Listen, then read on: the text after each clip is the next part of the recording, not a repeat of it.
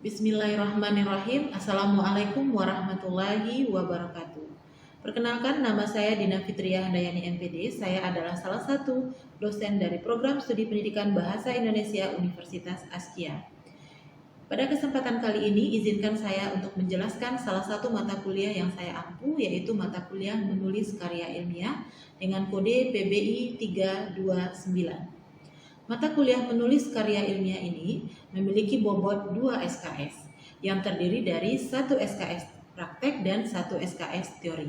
Adapun deskripsi dari mata kuliah ini adalah mata kuliah ini mengkaji penyusunan tulisan karya ilmiah dengan berbagai jenis tulisan ilmiah dan sumber-sumber yang relevan dan langkah-langkah penulisan karya ilmiah serta penerapan dengan memanfaatkan ipteks dan dilandasi dengan sikap bertanggung jawab. Tujuan dari perkuliahan penulisan karya ilmiah ini adalah mahasiswa mampu mengidentifikasi jenis karya ilmiah. Yang kedua, mahasiswa mampu menjelaskan teknik penulisan topik dalam karya ilmiah. Yang ketiga, mahasiswa mampu mengidentifikasi plagiasi pada karya ilmiah. Yang keempat, mahasiswa mampu mengidentifikasi teknik mencari literatur. Yang kelima, mahasiswa mampu melakukan review artikel pada jurnal di bidang pendidikan, pengajaran, bahasa, dan sastra Indonesia. Yang kedelapan, yang berikutnya, mahasiswa mampu menjelaskan teknik penulisan pendahuluan pada karya ilmiah. Yang berikutnya, mahasiswa mampu menjelaskan teknik penulisan kajian pustaka, teori, metode, pembahasan dan simpulan, serta daftar pustaka pada penulisan karya ilmiah.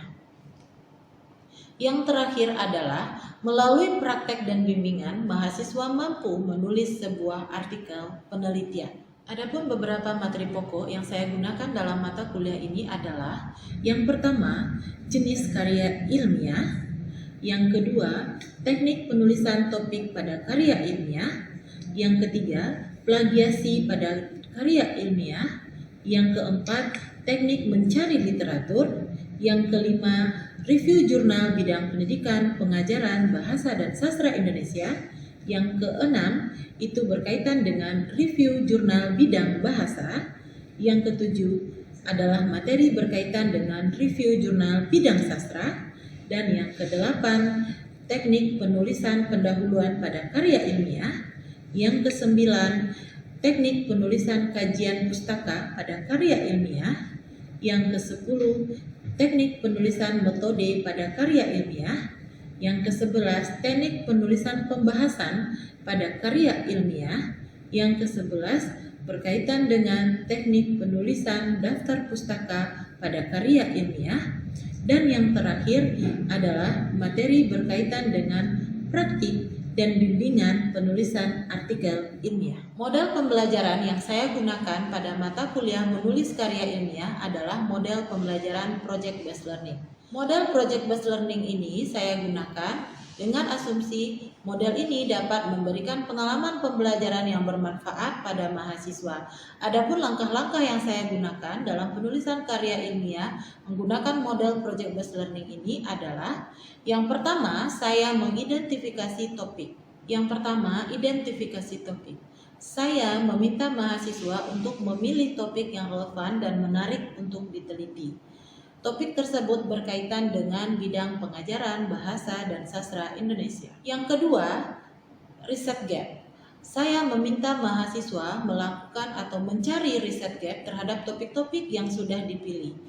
Biasanya saya meminta mahasiswa untuk melakukan review artikel untuk menentukan riset gap dari topik yang mereka pilih. Yang ketiga adalah pembentukan kelompok. Mahasiswa dibagi menjadi kelompok-kelompok kecil. Kelompok-kelompok tersebut digunakan untuk menyelesaikan proyek. Kelompok terdiri dari anggota dengan minat dan kemampuan yang sama dalam bidang yang mereka pelajari. Yang keempat, perencanaan proyek. Setiap kelompok diminta untuk merencanakan proyek secara terperinci. Rencana proyek mencakup dari tujuan proyek, penulisan metodologi penelitian, sumber daya yang diperlukan, jadwal pelaksanaan, dan penilaian hasil. Yang kelima, melaksanakan proyek. Setiap kelompok yang sudah merencanakan proyeknya harus mengimplementasikan rencana proyek mereka dalam bentuk pelaksanaan penelitian. Mahasiswa harus memanfaatkan sumber daya yang tersedia, termasuk perpustakaan, internet, konsultasi dengan dosen pengampu mata kuliah. Yang keenam adalah presentasi. Setiap kelompok harus mempresentasikan hasil penelitian yang sudah mereka kerjakan di depan kelas. Gunanya adalah untuk memperoleh umpan balik dari dosen maupun dari teman-teman yang berada di kelas. Presentasi mencakup pendahuluan, teori, metodologi penelitian, hasil dan kesimpulan, serta saran untuk penelitian selanjutnya. Yang ketujuh, penulisan karya ilmiah. Setelah melakukan presentasi, mahasiswa akan menulis laporan karya ilmiahnya. Laporan mencakup semua elemen-elemen yang ada pada kegiatan presentasi sebelumnya, dan mahasiswa juga harus merujuk pada sumber-sumber yang mereka gunakan selama melakukan penelitian. Penulisan karya ilmiah berdasarkan sistematika yang sudah dirancang. Dalam hal ini, saya menggunakan sistematika penulisan artikel ilmiah. Yang terakhir adalah evaluasi dan refleksi. Saya meminta mahasiswa mengevaluasi kinerja mereka sendiri dan kinerja kelompok mereka, serta merefleksikan pengalaman selama mengikuti proyek dan perkuliahan. Evaluasi dan refleksi ini digunakan untuk membantu mahasiswa dalam memperbaiki keterampilan, baik dalam keterampilan menulis karya ilmiah maupun dalam mempersiapkan diri untuk proyek berikutnya. Secara keseluruhan, model Project Based Learning ini dapat membantu mahasiswa dalam mengembangkan keterampilan penelitian, komunikasi, kerja tim dalam penulisan karya ilmiah. Proyek ini memberikan pengalaman yang bermanfaat bagi mahasiswa dalam mengembangkan keterampilan menulis karya ilmiah, pemecahan masalah, dan mengambil keputusan. Untuk lebih lengkapnya, mari kita saksikan video pembelajaran berikut ini. Waalaikumsalam warahmatullahi wabarakatuh. Gimana kabarnya hari ini? Alhamdulillah, luar biasa, tetap semangat, Allahu Akbar. Siap untuk belajar hari ini? Siap. Siap. Oke, sebelum kita memulai perkuliahan kita buka dengan doa dan murojaah seperti biasa. Ismi, persilakan. Baiklah teman-teman, sebelum kita mulai perkuliahan kita, marilah kita berdoa. Berdoa mulai.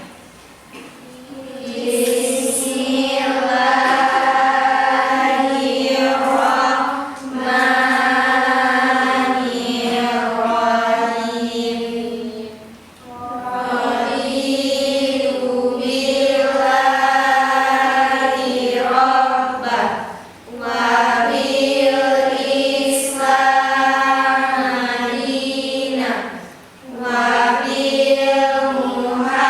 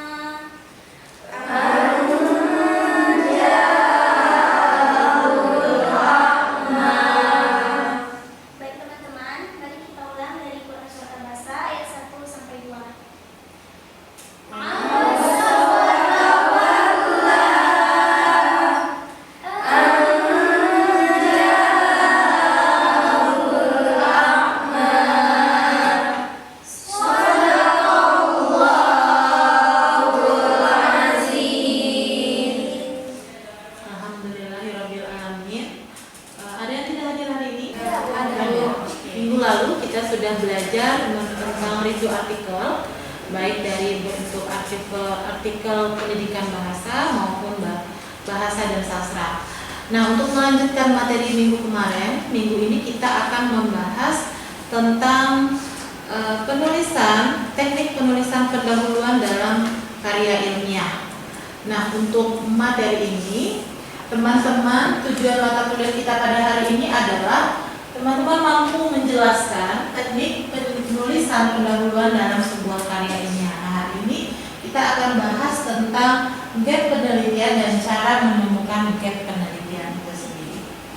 Oke, ada yang sudah membaca tentang gap penelitian itu apa? Research gap adalah celah atau kesenjangan penelitian yang kita peroleh dari penelitian terdahulu. Oke, kita mulai dari pengertian gap-nya terlebih dahulu. Kalau kita berbicara tentang gap atau yang sering orang sebut dengan riset gap penelitian, ini dapat diartikan adanya kesenjangan yang timbul dari perbedaan penelitian sebelumnya pada konsep gap, baik termasuk konsepnya, teorinya, informasi, serta permasalahan yang ada di lapangan.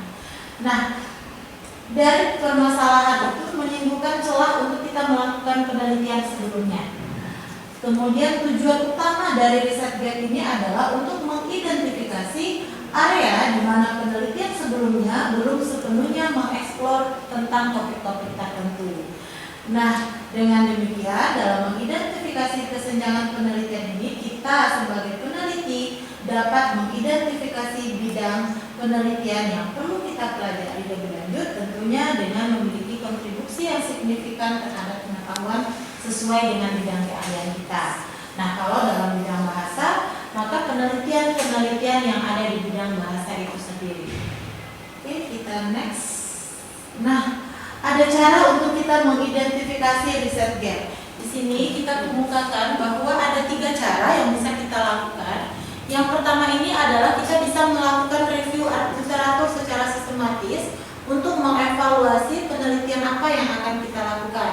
Seperti yang sudah teman-teman lakukan pada review literatur yang sebelumnya, kita sudah membahas banyak artikel-artikel ilmiah.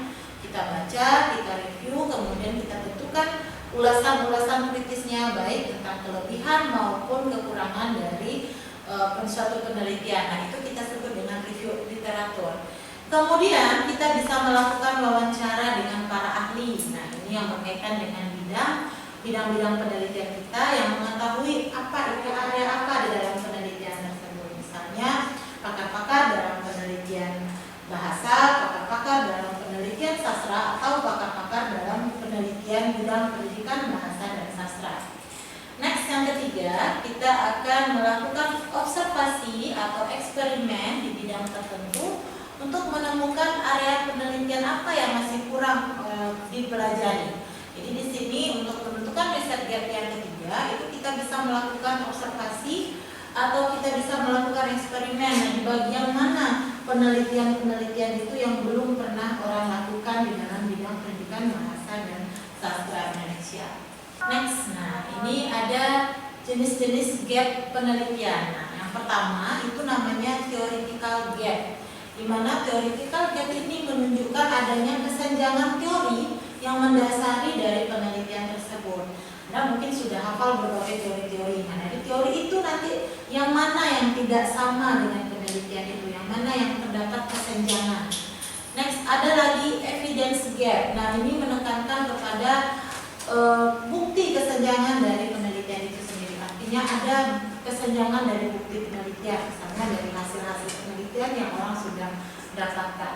Oke, di sini ada population gap. Nah, ini adalah jenis gap yang ketiga yang nanti bisa kita lihat pengertiannya itu adalah kesenjangan populasi, atau ini di sini berdasarkan kepada produktivitas atau cakupan populasi untuk mengumpulkan data penelitian. Jadi kita lihat berapa banyak populasi di dalam penelitian tersebut untuk kita mengumpulkan data penelitian. Misalnya penelitian sebelumnya populasinya ada 2 kelas, yang sekarang ada 3 kelas, kemudian ada yang hanya 1 kelas, ada beberapa orang. Nah, itu kita bisa melihat population gap-nya dari sana.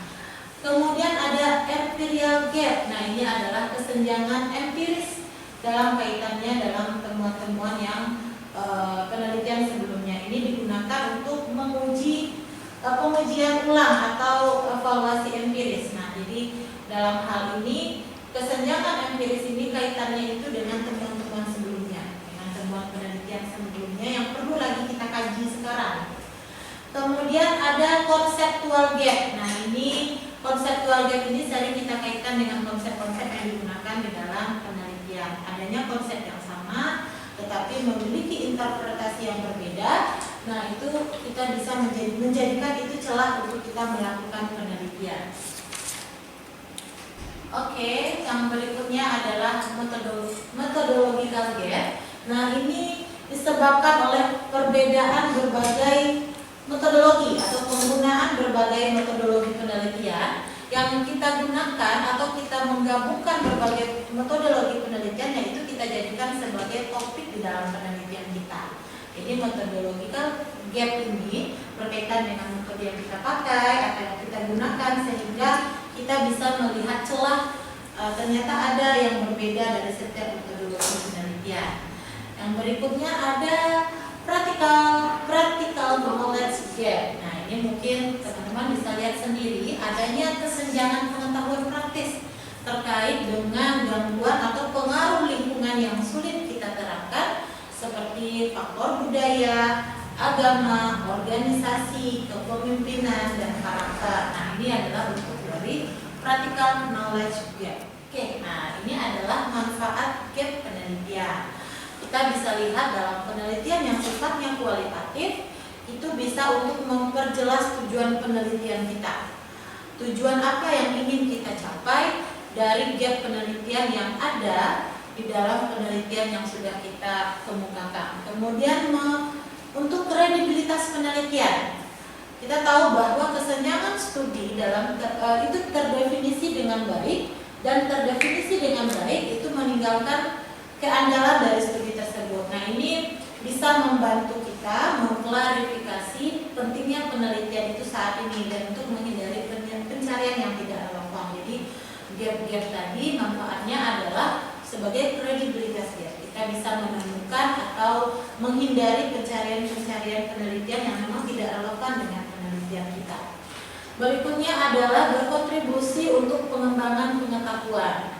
Kita tahu bahwa penelitian itu akan menghasilkan pengetahuan yang baru, dan pengetahuan atau pengetahuan itu adalah dasar kita melakukan penelitian. Jadi dia saling berkaitan. Nah, kontribusinya adalah untuk mengisi kesenjangan pengetahuan dalam penelitian yang sifatnya kualitatif, kuantitatif. Ini bisa digunakan signifikan untuk pengembangan ilmu pengetahuan kita. Dilihat dari keterkaitan antara penelitian dengan pengetahuan itu sendiri. Gap ini atau riset gap itu membantu kita untuk merancang metode penelitian apa yang sesuai dengan penelitian kita. Kita membaca banyak referensi, kemudian kita jadikan itu referensi untuk kita menuliskan sebuah penelitian. Kemudian mengklarifikasi variabel penelitian. Dalam penelitian kuantitatif ada yang kita sebut dengan variabel.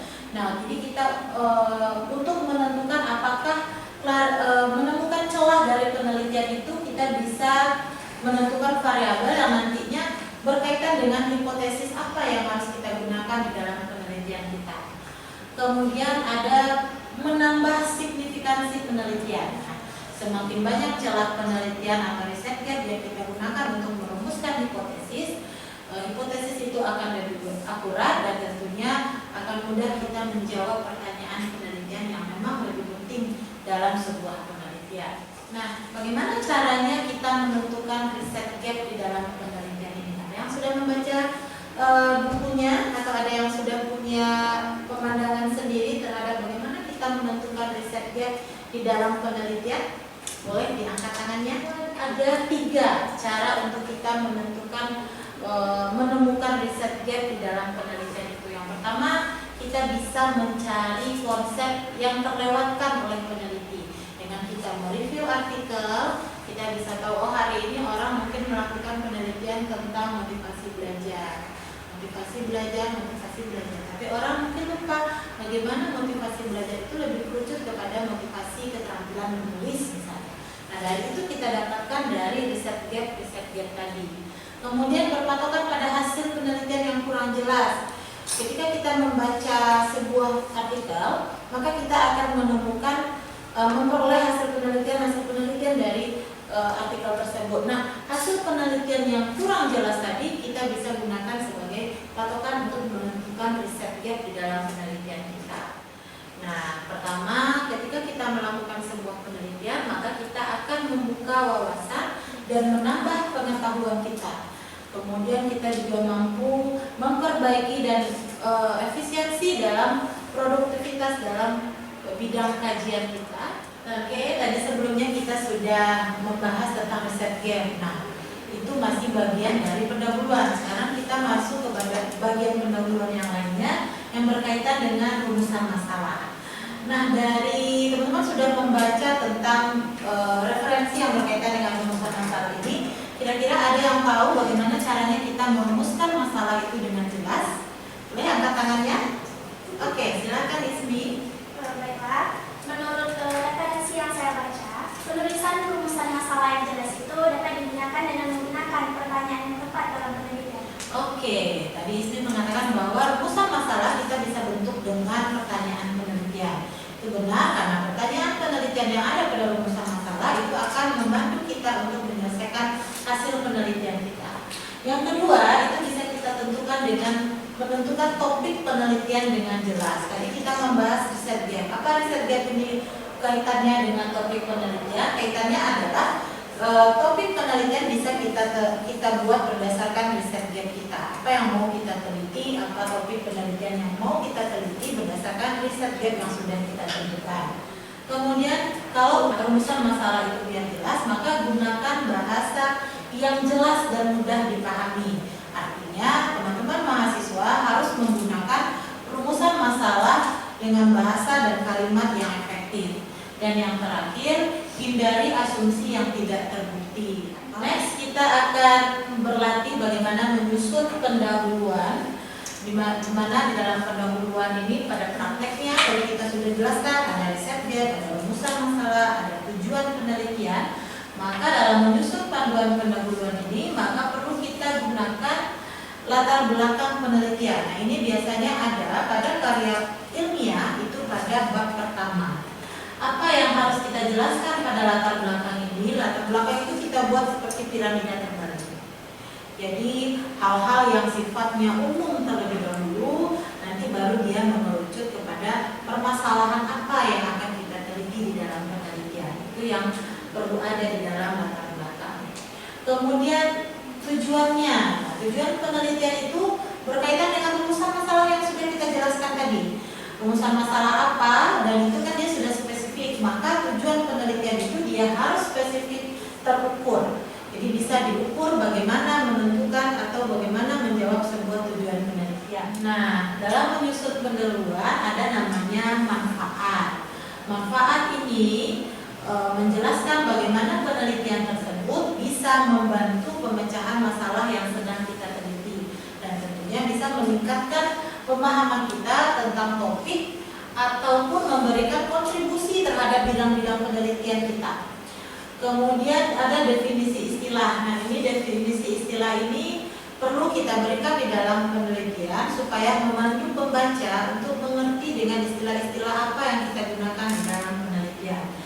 Bahwa istilah penelitian ini juga harus dipastikan dia jelas, dia relevan dengan topik penelitian kita. Biasanya definisi istilah ini berkaitan dengan variabel-variabel yang ada pada judul penelitian. Oke, itu penjelasan singkat dari Ibu. Ada dari teman-teman yang tidak mengerti boleh bertanya terkait dengan riset gap atau pendahuluan di dalam sebuah karya ilmiah. Boleh, silakan Putri. Assalamualaikum warahmatullahi wabarakatuh. Waalaikumsalam warahmatullahi wabarakatuh. Pertanyaannya itu, apakah riset gap hanya ditemukan pada penelitian yang belum pernah dilakukan sebelumnya, atau juga dapat ditemukan pada penelitian yang telah dilakukan sebelumnya? Apakah kita harus mengkaji riset gap ini dari penelitian sebelumnya? Kira-kira ada yang mau menambahkan? Silakan. saya akan menanggapi kaidah referensi yang saya baca. Riset gap tidak hanya ditemukan pada penelitian yang belum pernah dilakukan sebelumnya, tetapi juga ditemukan pada penelitian yang telah dilakukan.